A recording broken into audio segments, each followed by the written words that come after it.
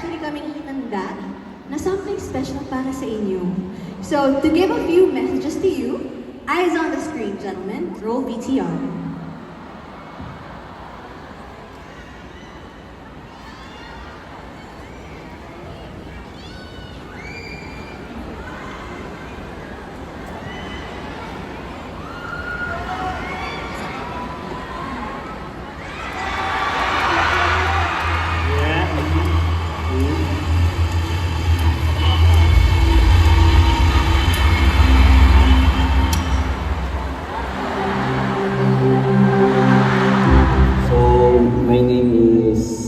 Cedric, but my friends call me Ced.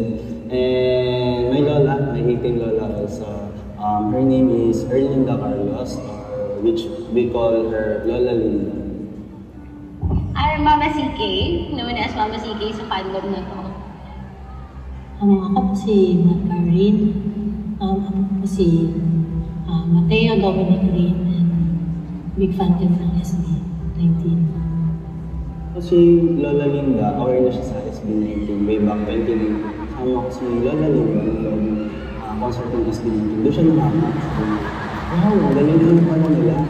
Kaya nila, gano'n. After that, sobra siyang naging instant fan. No, I heard of them, pero hindi pa ako fan nila. Then I heard the song Tila Luha.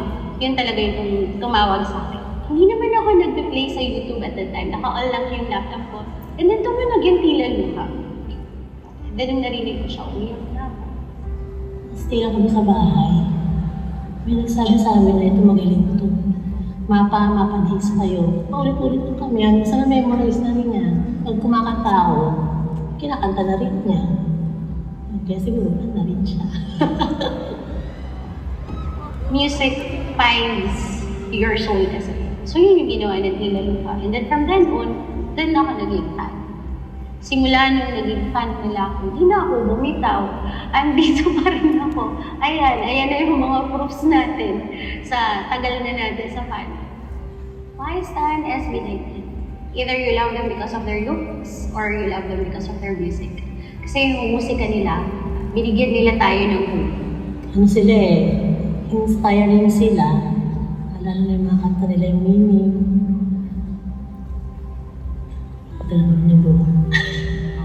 For me, yung pinaka-genuine sa SB19, not just the pure 100% talent, but for their character, their values.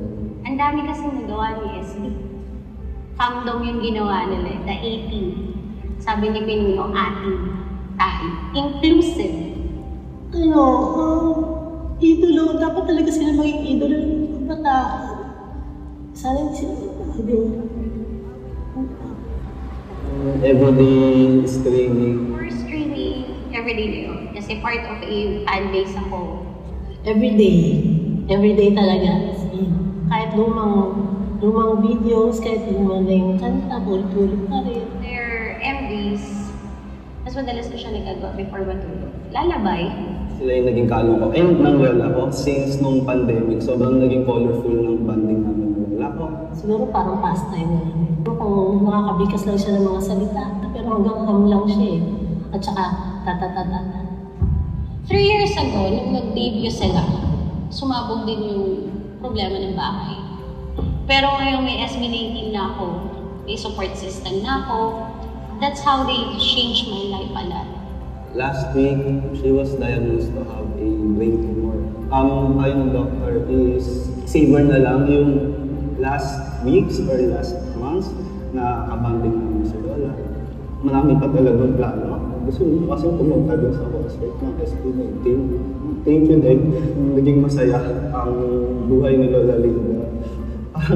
Naging bagets din na ayun niya lang na-enjoy yung buhay niya. Maging fun girl.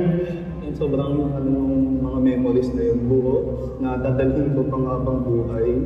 Pag naalala ko kayo, naalala ko rin yung lahat ng banding namin kasama si Lola Linda. Yung meaning talaga, hindi ko gusto. Meaning ng kumakanta nila. Lalo na sa family.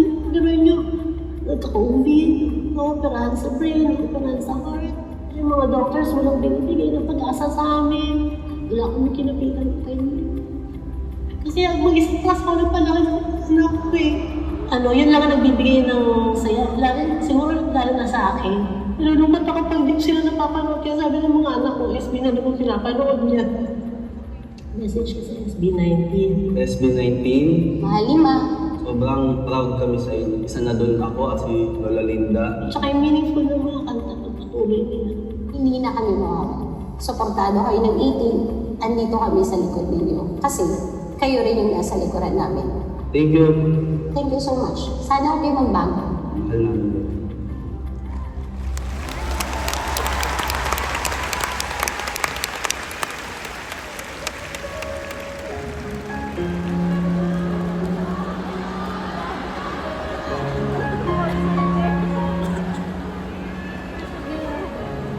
So, syempre, expected nila iiyak tayo.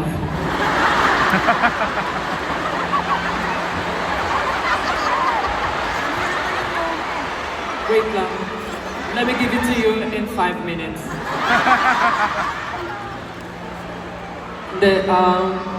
You know what, guys? For the past 6 years,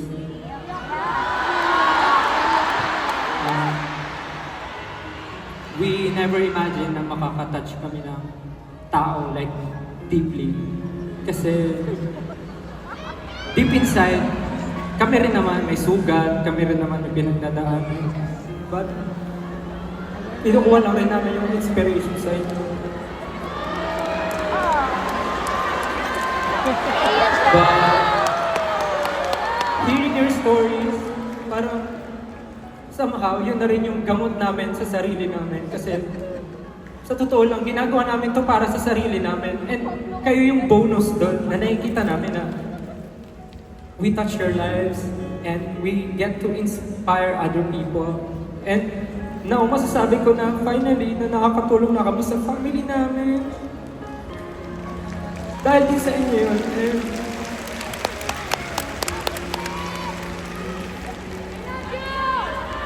hindi naman namin masasabi na perfect yung group namin, but we have the perfect memories, we have the perfect team, and we have the perfect support system, which is kaming 5 and yung family namin.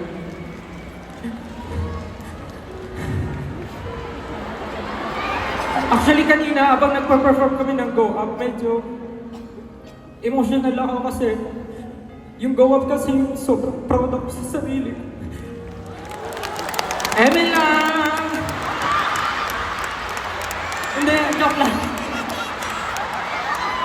Hindi. Ang hirap naman kasi umiyak eh. Nandito na yung... Nandito si baby. Alam mo, yung sister, umiiyak kasi. Hindi! Eme kayo! Punta natin si baby boy.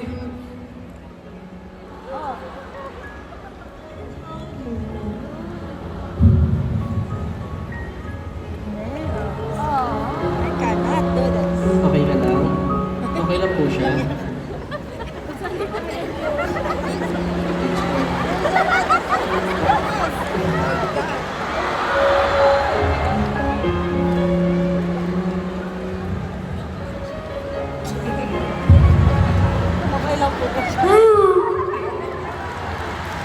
Alam niyo ba sobrang...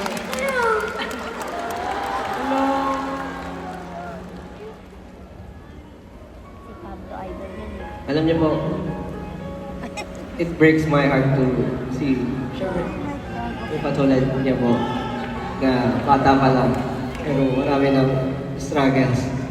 Ang hirap ko na nakikita siya ng ganito. Alam ko po yung hirap niyo for sure. Kaya sana po, magpakatatag kayo pareho. At sana nabibigyan po namin kayo ng saya.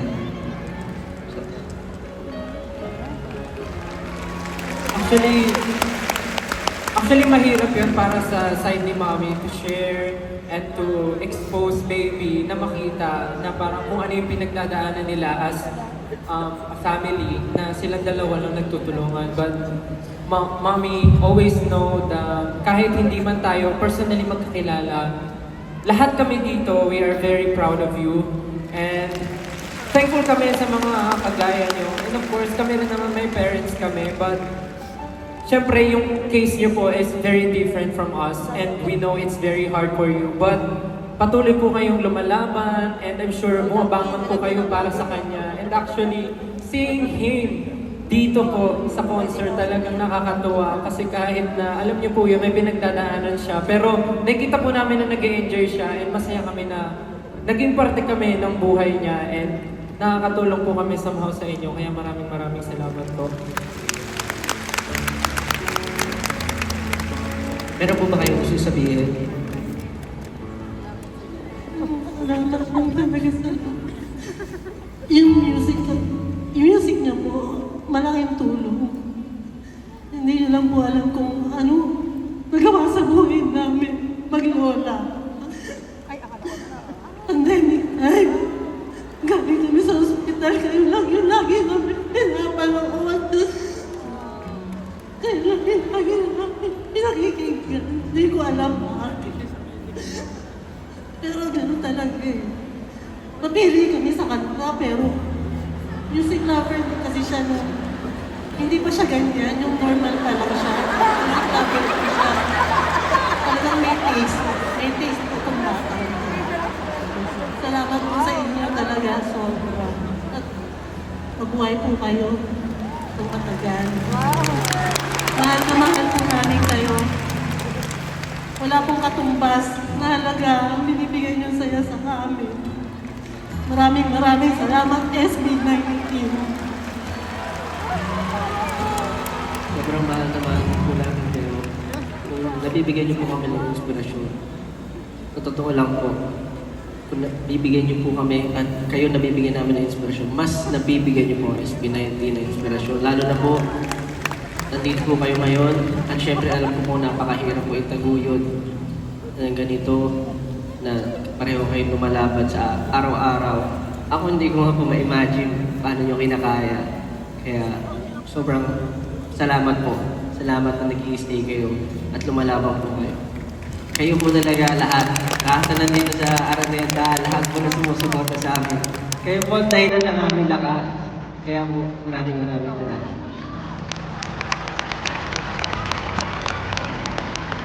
Po tayo. Thank you po, Mommy. Salamat po. Thank you for sharing your wonderful story to everyone tonight. Maraming salamat po.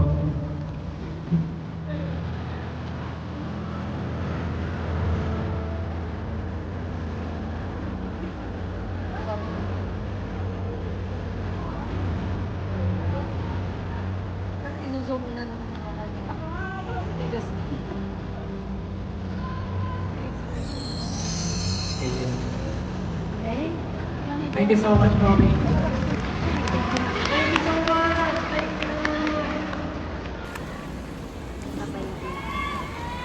Teo, thank you so much. Maraming salamat po.